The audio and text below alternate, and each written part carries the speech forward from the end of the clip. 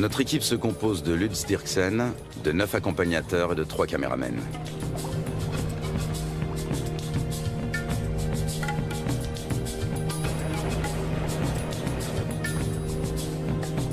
Même en pleine saison sèche, le niveau de l'eau est toujours très élevé. C'est de plus en plus souvent le cas ces dernières années. Pas un seul banc de sable isolé où les animaux pourraient prendre le soleil. Apercevoir des anacondas s'annonce difficile. Le grand anaconda, aussi appelé anaconda vert, vit à l'est des Andes, près des grands systèmes hydrologiques.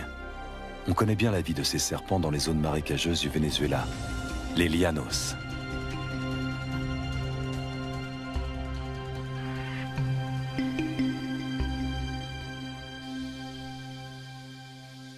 Là-bas, les anacondas mesurent rarement plus de 4,5 mètres de long. Leur proie préférée, ce sont les capybaras, les plus grands rongeurs au monde dont les dimensions peuvent atteindre celles d'un chien berger.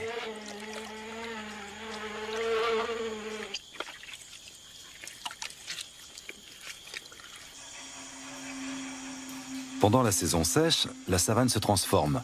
Les lacs deviennent de vastes champs de boue durcie.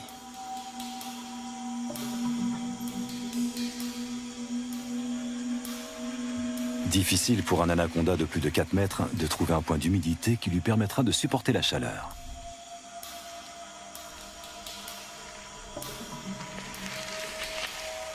Les petits spécimens ont moins de mal à survivre.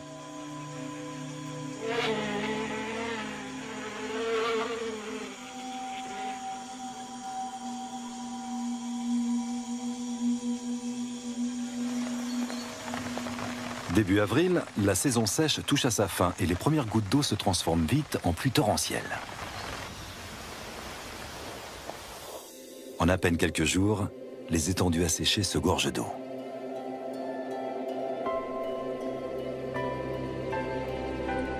L'anaconda retrouve enfin son élément de prédilection.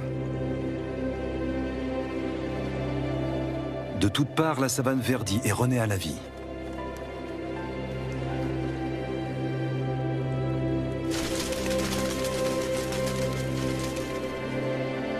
Les anacondas qui vivent au bord du fleuve sont différents de leurs congénères de la savane. Ils peuvent mesurer jusqu'à 9 mètres de long.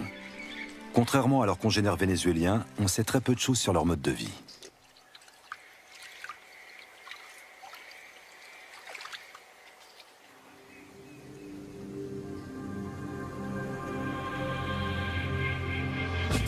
Notre première journée de voyage touche à sa fin à Riwa, le dernier village qui borde la rivière. Un monde sauvage nous attend ensuite.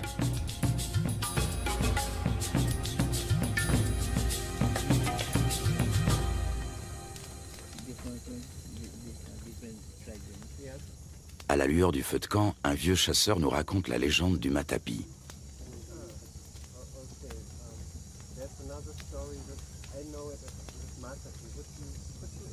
Cet ustensile permet aux femmes d'extraire le jus toxique du manioc.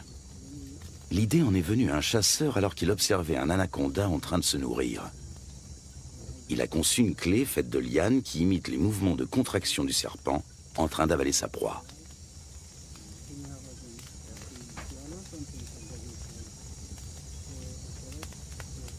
Fascinant. Tout autant que le ciel qui brille de 1000 étoiles au-dessus de nos têtes.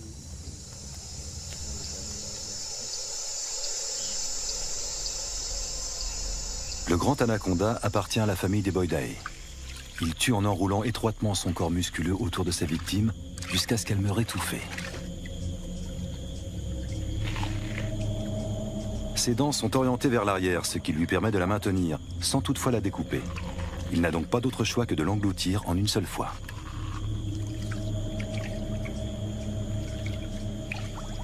Sa mâchoire et son corps sont capables d'une extraordinaire dilatation.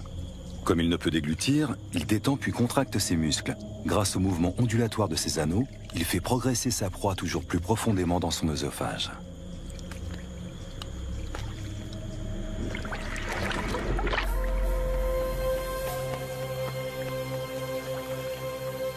Un groupe de becs en ciseaux prend son envol dans la lumière du petit matin.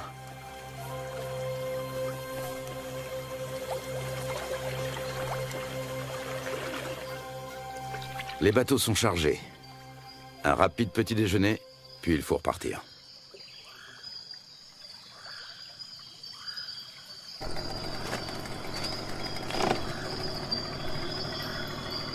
Encore 3 longues journées de bateau nous attendent.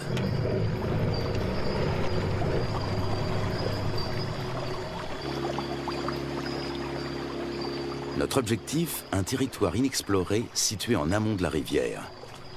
Il y a 2 ans, des chasseurs y ont observé des anacondas de plus de 6 mètres de long.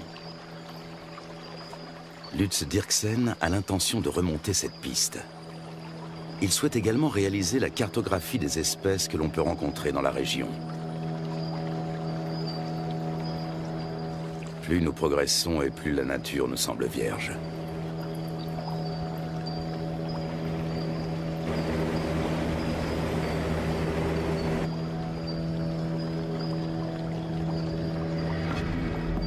Avec un tel niveau d'eau, les caïmans noirs ont bien du mal à trouver un endroit où se prélasser. Les plus gros spécimens, eux, ont trouvé leur place au soleil.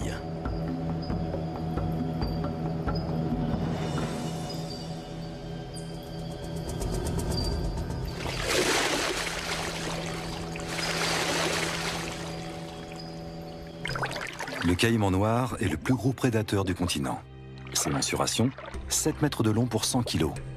Des écailles viennent agrémenter sa tête et son dos.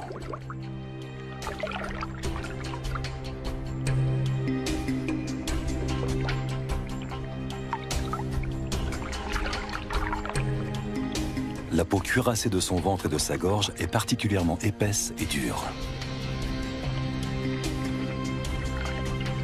Sa mâchoire supérieure est typique de son espèce.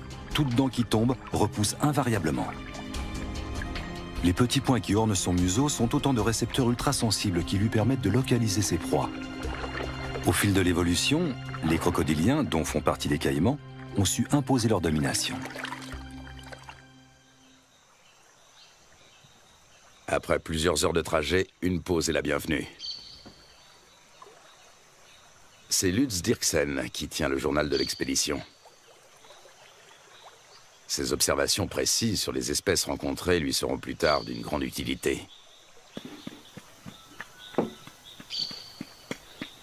Notre campement sur la rive a éveillé l'intérêt des caïmans. Prudemment, mais non sans une certaine curiosité, ils viennent y voir de plus près.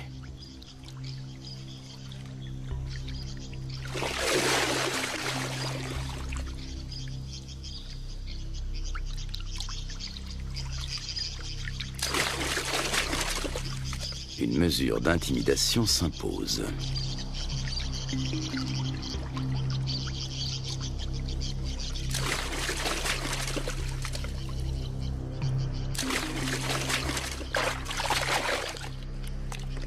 Dans l'eau, le caméraman se fait tout petit.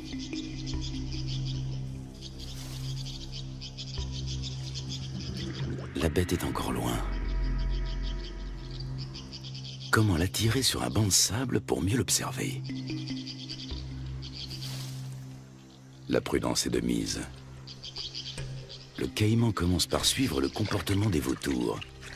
Une fois sûr qu'aucun danger ne menace, il vient récupérer les restes de repas que nous avons disposés en guise d'appât.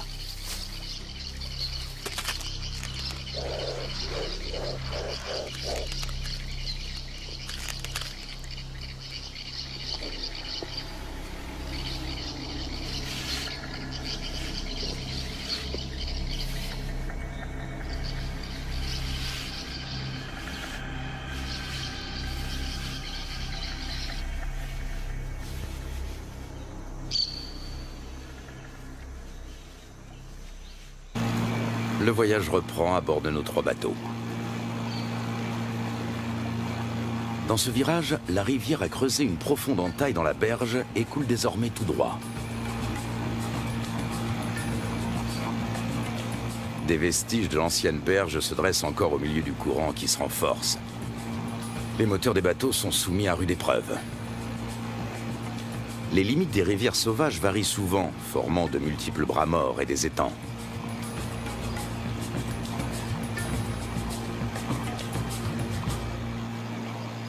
L'après-midi suivant, nous croisons une famille d'otaries géantes. Les Indiens les attirent grâce à un cri bien particulier.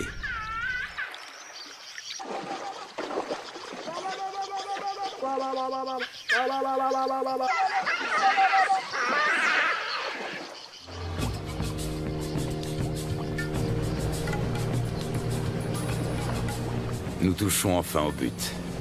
Il ne peut s'agir que de l'endroit dont les chasseurs ont parlé. C'est ici que nous allons nous établir pour partir à la recherche des grands anacondas. Nous remontons notre équipement aussi loin que possible de la rivière.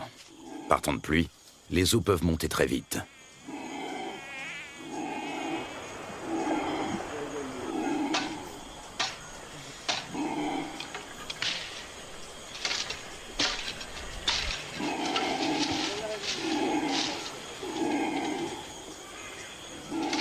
Sous les cris de protestation des singes hurleurs, nous installons 4 bâches imperméables.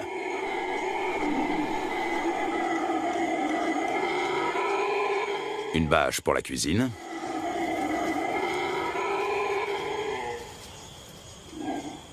Une pour l'équipement de tournage. Et 2 pour nos hamacs.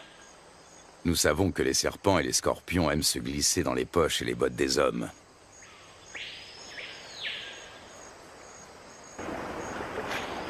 Du poisson frais vient compléter nos rations de riz, de pâtes et de haricots.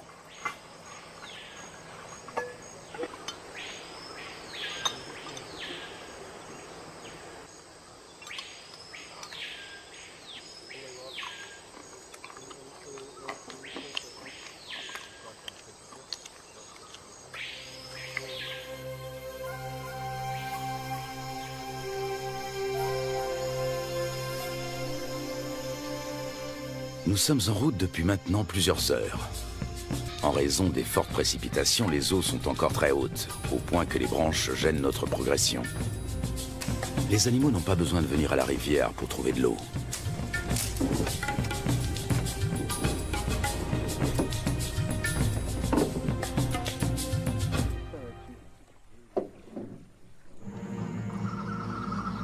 Durant la saison des pluies, les anacondas suivent l'eau jusque dans la forêt. Ils passent toute leur vie dans les marécages. Même leur venue au monde a lieu en milieu aquatique. Dans le corps de leur mère, les embryons grandissent à l'intérieur des œufs. Lorsque ceux-ci sont prêts à éclore, les jeunes s'extirpent de la coquille avant d'être sortis du ventre de la mère. Ils naissent ensuite sous forme de petits serpents parfaitement développés. Ils sont tout de suite dans leur élément. Le nombre de jeunes dépend du gabarit de la mère. Chez une grande femelle, une portée peut compter plus de 80 serpenteaux.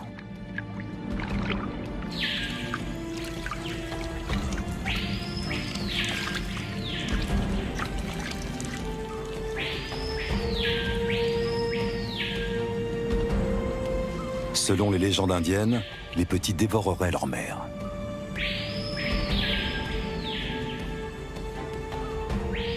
Un certain nombre de serpenteaux s'éloignent quelques minutes à peine après leur naissance. Ce sont déjà des prédateurs à part entière avec un redoutable instinct de chasseur.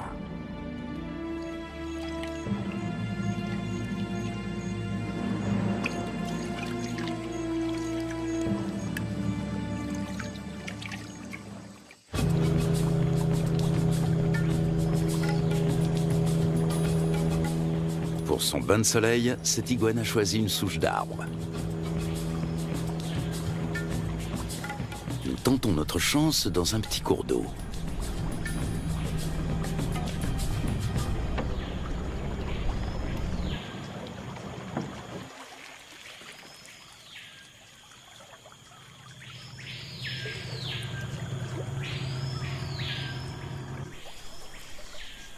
Aux aguets, notre capitaine a repéré un mouvement et attrapé le responsable.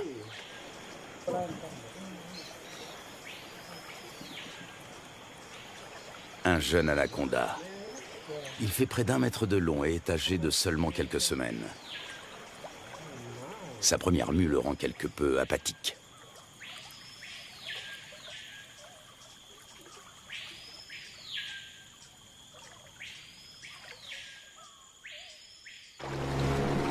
De retour à bord du bateau, le soleil se fait brûlant. La saison sèche semble enfin arriver. Il faudra toutefois attendre plusieurs jours pour que le niveau des eaux baisse.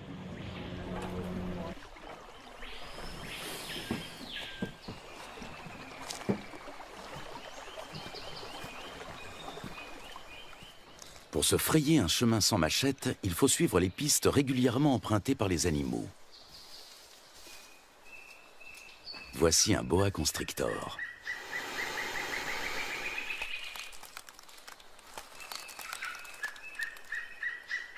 Nous sommes trop grands pour lui servir de proie, mais cela ne l'empêche pas d'essayer de nous intimider. Lutz Dirksen connaît bien le comportement des serpents. D'une main experte, il attrape doucement mais fermement l'animal derrière la tête. Le boa constrictor est un cousin terrestre de l'anaconda. Celui-ci mesure près de 3 mètres. Il s'agit clairement d'une femelle.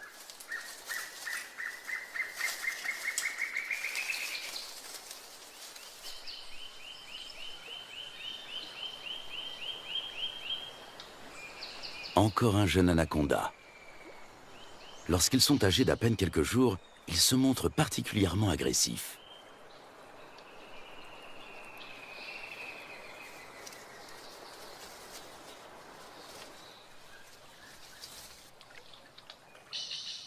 De retour au camp, Lutz Dirksen complète son journal.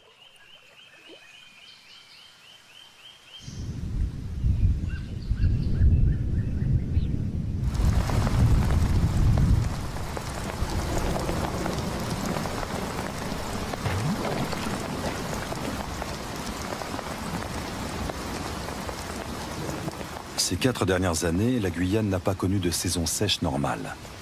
Le manioc a même pourri sur pied. À l'origine de cela, les phénomènes météorologiques tels que la Niña et le réchauffement climatique.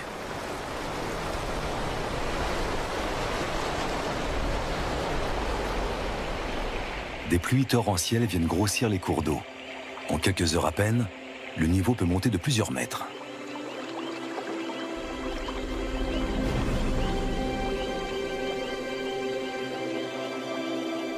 Les forêts qui bordent les rivières ont l'habitude de ces caprices saisonniers.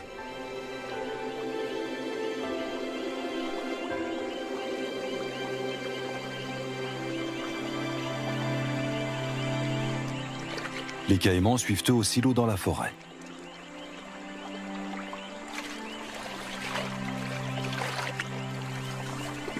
Même le tapir trouve de la nourriture sous l'eau. En plus des fruits et des feuilles, il est friand de plantes aquatiques. Il faut dire que dans l'ombre des sous-bois, ce gros ongulé peine à trouver de quoi se nourrir correctement.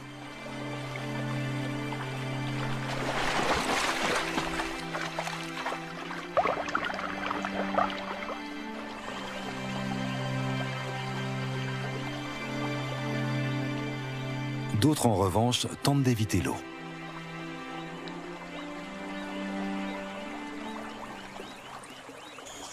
Au beau milieu de la nuit, le niveau d'eau a encore subitement monté de plus de 3 mètres.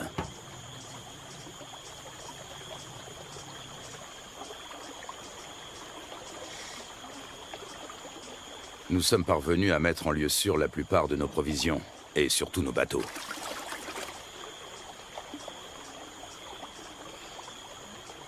Il faut dresser maintenant le bilan des dommages.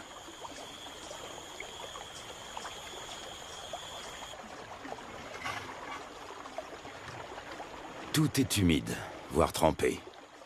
Même notre matériel de tournage doit être séché.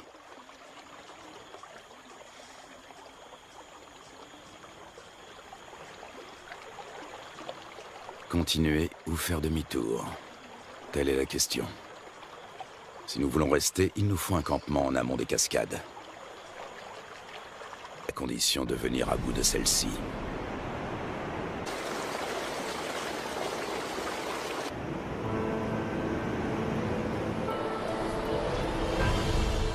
Rapides et cataractes sont fréquents en Guyane.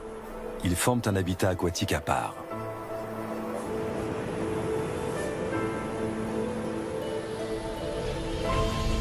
Les vautours s'attribuent les victimes de noyades.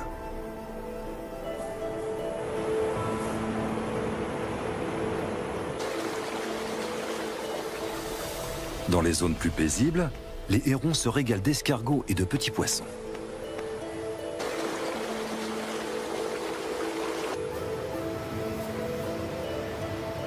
Les loutres géantes, elles, aiment chasser dans les remous poissonneux.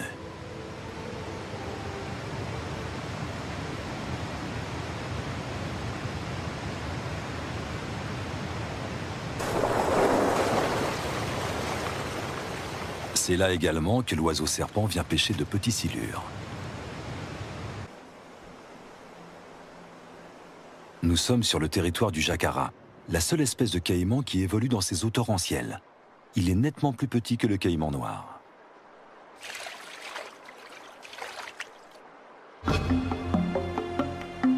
Après en avoir débattu, la décision est enfin prise. L'équipe va se séparer. Un bateau va prendre le chemin du retour. L'équipe de tournage, accompagnée de 6 des guides, va relever le défi et continuer la route vers l'amont. Impossible de savoir ce qui nous attend. Peu de gens se sont déjà aventurés au-delà de ces cascades. Pour y parvenir, il nous faut des troncs d'arbres. Ils vont nous servir à faire avancer les bateaux tout en protégeant leurs coques. Chacun d'entre eux pèse près de 300 kilos.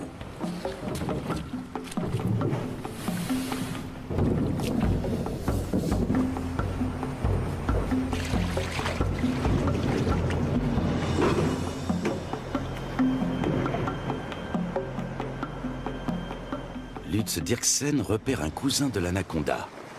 Il s'agit d'un Corallus ortulanus qui vit dans les arbres.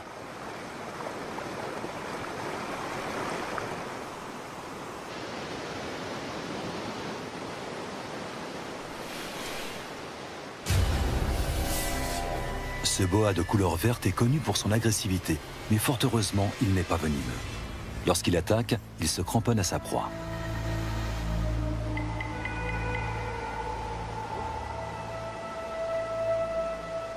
Au niveau de sa lèvre supérieure, on distingue ses fossettes sensorielles.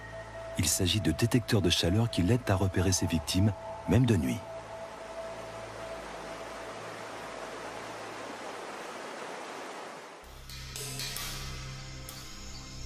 L'anaconda aussi s'oriente grâce à la chaleur corporelle dégagée par ses proies lors de la chasse.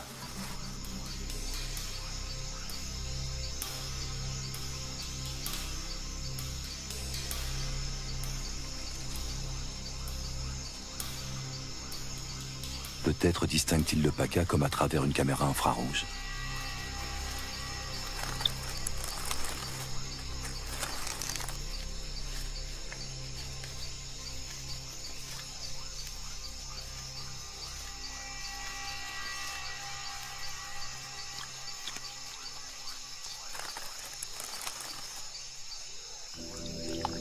Le plus souvent, l'anaconda chasse en restant immobile sous l'eau, attendant qu'une proie arrive à sa portée. Seul son nez et ses yeux dépassent discrètement de la surface.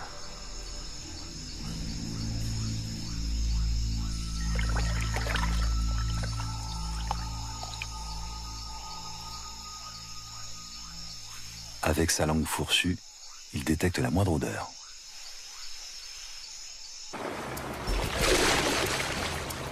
Nous progressons bien plus péniblement que nous ne l'avions imaginé. À la cascade succèdent des rapides, puis une nouvelle cataracte, puis encore des rapides. Impossible de naviguer, il y a trop de rochers sous l'eau. Le doute commence à s'installer.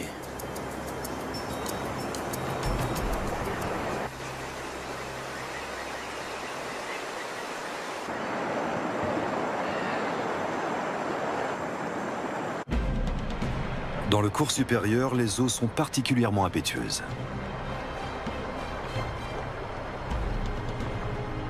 Jalonnés d'îlots et de rochers, de nombreux rapides se frayent un chemin à travers la contrée sauvage.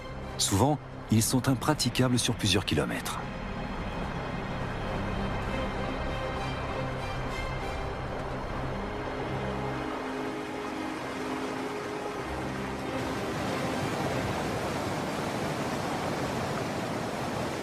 Les jacaras ont compris que les poissons leur tombent directement dans la gueule pour peu qu'ils se placent au bon endroit.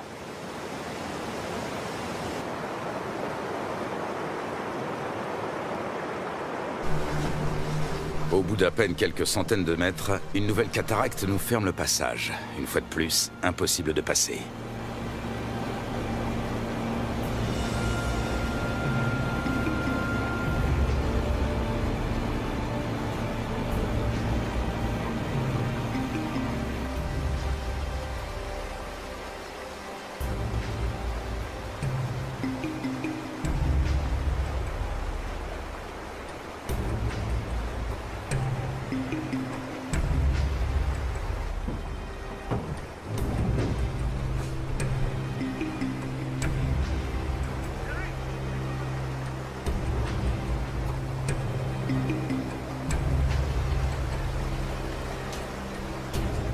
Nous progressons lentement. Souvent, la voie se referme et il faut rebrousser chemin pour tenter notre chance dans un nouveau bras.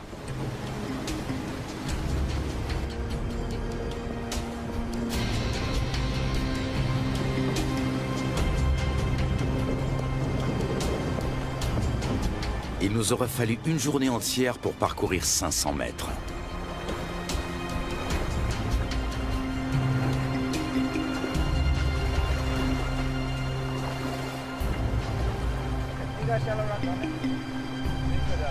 Alors que nous nous apprêtons à renoncer, le fleuve change de visage pour redevenir enfin navigable.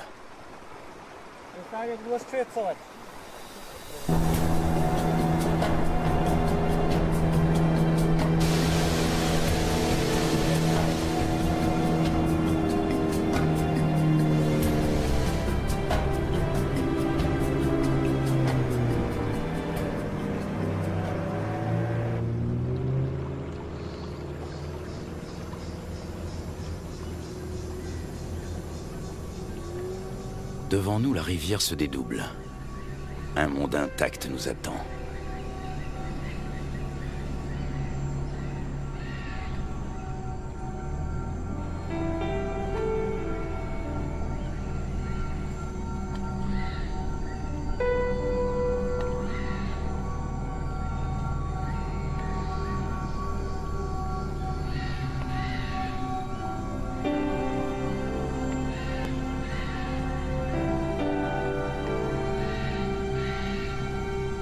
Le lendemain, un nouveau campement est monté. Cette fois, nous espérons être à l'abri des eaux.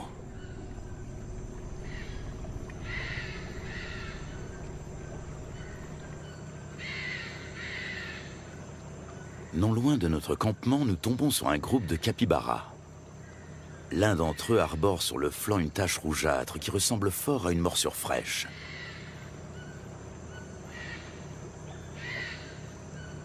Les rongeurs ne semblent pas gênés par notre présence.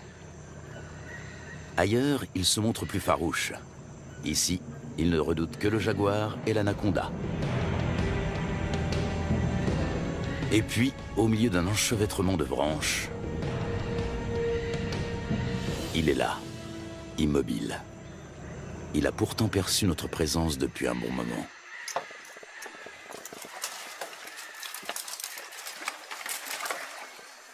Impossible de l'approcher.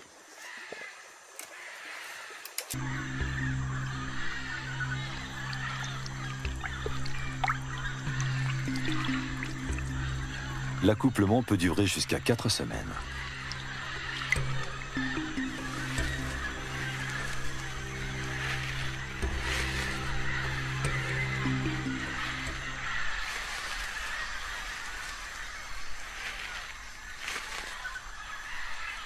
Les mâles repartent ensuite, chacun de leur côté.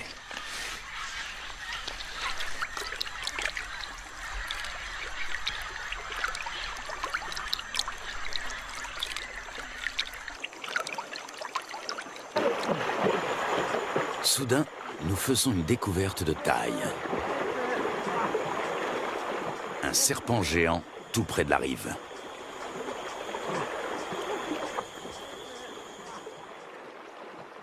Même à 4, nous avons du mal à le maîtriser. Son corps n'est qu'un unique et gigantesque muscle d'acier flexible.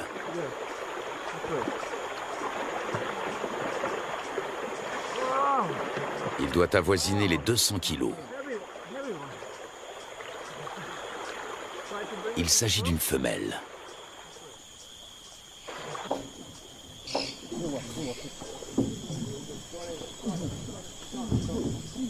Sur la berge, nous pouvons la mesurer en toute tranquillité.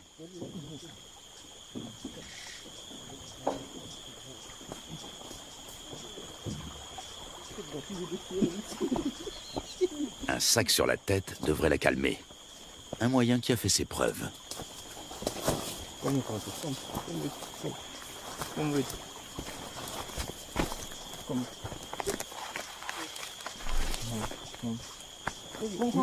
Nous parvenons à la ramener à terre sans trop de résistance. Avec sa taille, elle ne connaît plus aucun prédateur naturel.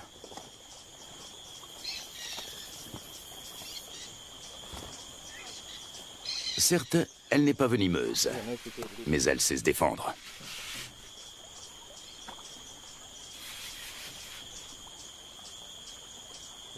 Tenez-la, pendant que je mesure.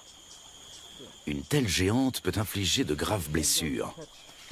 Une fois refermées sur leur proie, ces mâchoires ne se rouvrent pas facilement. Solides, acérées et orientées vers l'arrière, ces dents sont de véritables crochets. On distingue parfaitement sa trachée située à l'avant de la gueule. Elle lui permet de respirer pendant qu'elle avale lentement ses victimes.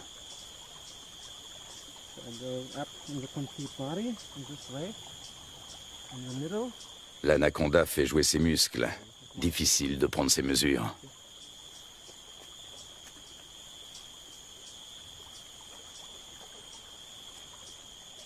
Cette femelle est nettement plus imposante que tous les autres anacondas que nous avons rencontrés au cours de notre voyage. Lutz doit s'y reprendre à plusieurs reprises.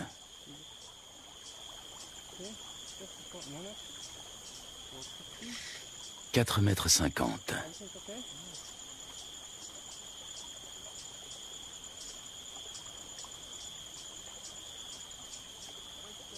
« 5,70 m.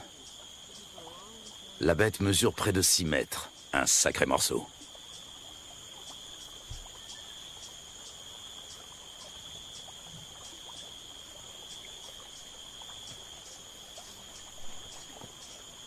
Lutz mesure la circonférence de son corps à l'endroit le plus fort.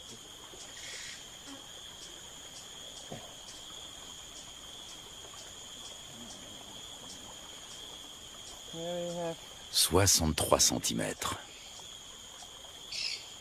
Il s'assure que le dessin de ses écailles correspond bien aux descriptions scientifiques du grand anaconda.